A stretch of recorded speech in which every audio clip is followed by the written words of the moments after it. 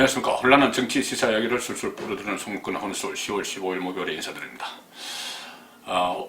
제가 청와대 출입기자로서 청와대를 출입할 때가 김영삼 정부 말기, 그리고 김대중 정부, 노무현 정부 초기 중반까지였습니다. 자, 그 시절에는 김영삼, 김대중 그 정부 시절에는 청와대 출입기자들이 하루에 2번씩, 오전 오후에 2번씩 청와대 비서동으로 가서 직접 취재를 했습니다. 노무현 정부가 들어서면서 그런 시스템을 막고 아예 춘추관이라는 곳, 청와대 출입기자들이 머무는 기자실 같은 곳, 그곳에 기자들을 다 모아놓고 본관으로는 들어가지 못하게 합니다. 그래서 주로 이제 브리핑 듣고 기사를 쓰고 하는데, 그때 YSDJ 시절에 청와대 비서동으로 하루에 2번씩 들어가면은 기자들이 비서실장방이나 아니면은 정무수석방 이런 곳에 다니면서 티타임도 하고 여러 가지 취재도 하고 서로 의견도 교환하고 했죠. 그런데 그때 유일하게 기자들이 들어가지 못한 곳이 있었습니다. 비서동 중에서. 어디냐? 사정수석실, 또 지금은 민정수석실이라고 하죠. 민정수석실 역할을 하는 곳은 그때도 기자들의 출입을 막았습니다. 그만큼 중요한 일을 하는 곳이죠. 비밀스러운 일도 많이 하고 있습니다. 민정수석실의 역할은 일단 여론이나 민심을 파악을 하고 또 공직사회의 기강을 바로 잡는 그런 일을 합니다. 법률 문제에 대해서 대통령을 보좌하고 반부패 업무를 하죠. 반부패. 또 고위공직자 인사검증도 하고 뭐 직무감찰 이런 것도 합니다. 대통령 진위식 관리 이런 것을 하면서 5대 사정기관이라고 하는 검찰, 경찰, 국정원, 국세청, 감사원 이 기관들도 다 총괄합니다. 그래서 이 기관들이 생산하는 정보를 대통령에게 직접 보고를 하는, 어떻게 보면은 이 공직사회의 기강을 잡는 그런 것이죠.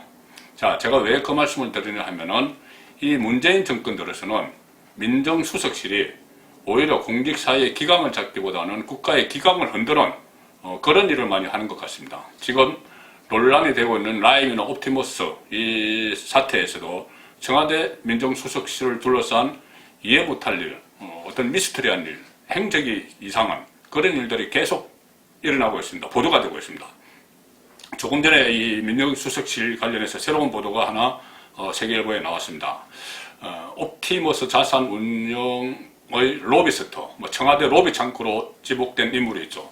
신모 씨라고 있습니다. 연예기획사 전 대표인데, 이 신모 씨에 대해서는 옵티머스의 김재현 대표가 대한민국의 최고 로비스트다 이렇게까지 이야기한 사람입니다. 그리고 주로 청와대를 상대로 옵티머스의 로비를 한 인물로 지목이 되고 있는데, 이 신씨, 로비스트 신씨의 서울 강남 사무실에 청와대 민정수석실 직원이 수시로 드나들었다. 현직 청와대 민정수석실의 직원, 행정요원이라고 합니다. 검찰 수사관 출신. 일주일에도 한 서너 번씩 오갔다. 이런 정원들이 나오고 있습니다. 올 때마다 이 신 전 대표는 그 로비스트 신씨 말이죠. 옵티머스 직원, 그리고 주변 사람들에게 그 청와대 직원을 일을 봐주는 청와대 동생이다.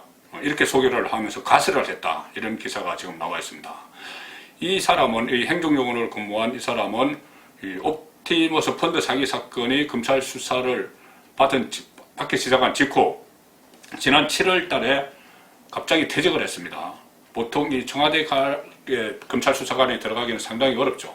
어렵게 들어갔다가 나오면은 영전을 하거나 그러기 때문에 그 청와대에 계속 있으려고 하는데, 김태호 수사관 그 일도 기억을 하실 겁니다.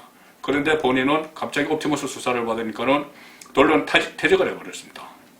자, 그래서 이 옵티머스 관계자들 이야기는 그 사람이 청와대에 근무할 때는 본인이, 옵티머스 관계자가 4번이나 그 신씨 사무실에서 받고 명함을 주고받아서 정확히 기억한다. 청와대 명함까지 오늘 공개가 됐습니다.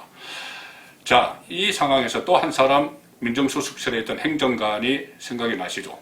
이진아, 그 윤석호 이사 부인, 제가 몇 차례 말씀드렸습니다. 이진아 씨, 옵티머스 주주이기도 하죠. 이진아 청와대 행정관, 당시 청와대 행정관도 그 비슷한 시기에 청와대에서 근무를 같이 했습니다. 그리고 청와대를 떠난 시점도 같습니다. 옵티머스 수사가 본격화되고 될 때 그 행정요원과 이진아 행정관이 청와대를 갑자기 떠났습니다. 그리고 또 그 이진아 씨, 그러니까 당시 청와대 행정관으로 있으면서 옵티머스 사무실에 또 수시로 들렀다. 전직 청와대 행정관이 그 옵티머스 어떤 금융 비리 같은 것을 감시하고 해야 될 그 민정수석실의 행정관이 옵티머스 사무실에 자주 들렀다는 이야기입니다. 본인이 옵티머스 주주이기도 하고 남편이 윤석열 씨가 옵티머스 이사죠. 그런데 그 옵티머스 사무실에 자주 들른 시점이 본인이 청와대에 근무하던 때인데 지난 4월에서 6월 사이입니다. 그래서 옵티머스 사무실에 가서 남편인 윤석열 씨와 함께 이 공간에서 다른 직원들 서너 명 데리고 여러 가지 대응책을 논의했다. 이 이야기가 지금 나오고 있습니다. 그 시기는 금융감독원이 옵티머스의 현장 실사를 나가기 직전입니다. 그렇기 때문에 이진아 행정관이 그 대책회의, 옵티머스의 대책회의에 남편과 같이 참석을 해서 청와대에서 본인이 확보한 어떤 정보들, 금감원의 자료들, 이런 것을 검찰 수사 내용, 이런 것을 가지고 그 옵티머스 사무실에 가서 대책회의를 한 겁니다. 청와대 행정관이. 거기 가서 그 금융당국을 조사를 하고 감시를 해야 될 청와대 행정관이, 민정수석실 행정관이 그 회사에 가서 범법 혐의를 받고 있는, 사기 혐의를 받고 있는 그 회사에 가서 대응책을 논의하는, 그걸 어처구니 없는 벌어진 이 정황이 있습니다. 그리고 이 라임 사건에도, 옵티머스 라임 두가 있는데, 라임 사건에도 청와대 민정수석실이 등장을 하죠. 라임의 전주, 주범격인 김봉현, 그 문자, 그 측근에게 보낸 문자를 보면은 내가 일 처리할 때 경비 아끼는 사람이든가 돈 팍팍 쓴다 이거죠. 그러면서 금감원이고 민정실이고 다 내 사람들이야. 이렇게 이야기를 한 기록이 문자 메시지가 공개가 됐습니다. 민정실은 민정수석실을 이야기하는 거죠. 그리고 또 이어지는 문자 메시지 공개된 것을 보면은 청와대 민정수석, 정무수석 라인을 나는 타고 있다. 이렇게 이야기를 합니다. 당시 청와대 민정수석은 조국이고 정무수석은 강기정이죠. 나는 그 수석 라인을 타고 있어. 이렇게까지 이야기를 합니다. 조국은 전혀 모른다고 하지만은 어쨌든 김봉현은 그렇게 주장을 하고 있습니다. 나는 그 밑에 사람들하고 안 놀아. 제일 위에 상층부하고 놀아. 이런 식의 말도 있었죠. 그리고 지금 이미 금감원 출신 청와대 행정관이 김봉현에게 뇌물을 준 혐의로 실형을 선고받은 그런 사실도 있습니다. 그러니 김봉현과 청와대의 연결의 고리가 이미 드러난 것도 있는 셈이죠. 자, 그런데 지금 이 옵티머스 라임 이 사태에서도 계속 청와대 민정수석실의 일탈행위, 이혹들이 쏟아지는데 문재인 정권이 들어서고 나서 민정수석실은 제가 모두에 말씀드린 대로 나라 기강을 세우는 것이 아니고 나라 기강을 흔들고 있습니다. 지금 흐지부지 넘어가고 있는 울산시장 선거 청와대의 조직적 불복 개입 혐의, 거기에 보면 7개 청와대 부서가 총동원됐죠. 그 중에서 가장 큰 역할을 한 것이 민정수석실이었습니다. 당시 울산시장 김기현에 대한 하명수사 건부터 시작해서 여러 가지로 개입을 했죠. 그때 백운우 민정비서관이 있었고 그 위선에 조국 있었죠.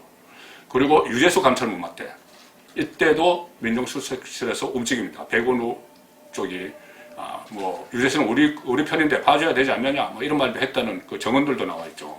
그리고 조국이 결국은 감찰을 중단시킵니다. 민정수석이. 드루킹 일당 사건 때도 이 민정수석실이 나왔죠. 드루킹 일당이 여론 조작을 해준 그 대가로 일본 총영사직을 요구를 하니 그 백운우 민정비서관이 나가서 면접을 봤다. 그런 일도 있었습니다. 조국 민정수석은 아들이 그 허위 인턴 증명서를 발급해준 혐의를 받는 최강욱을 그 대가이겠죠. 만약에 사실이라면 그 대가이겠죠. 자, 본인이 민정수석으로 있으면서 공직기강 비서관으로 발탁을 합니다.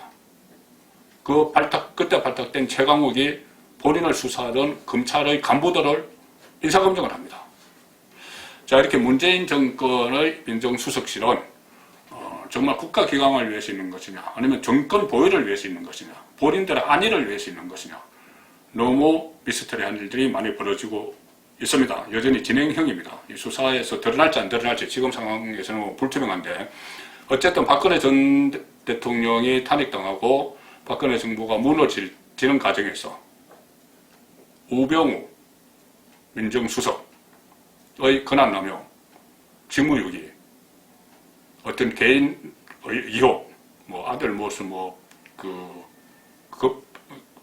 경찰 근무 문제 이런 것 여러 가지 그런 것들도 하나의 탄핵의 빌미가 됐다. 이 말씀을 드리고 싶습니다. 송국근의 혼술이었습니다.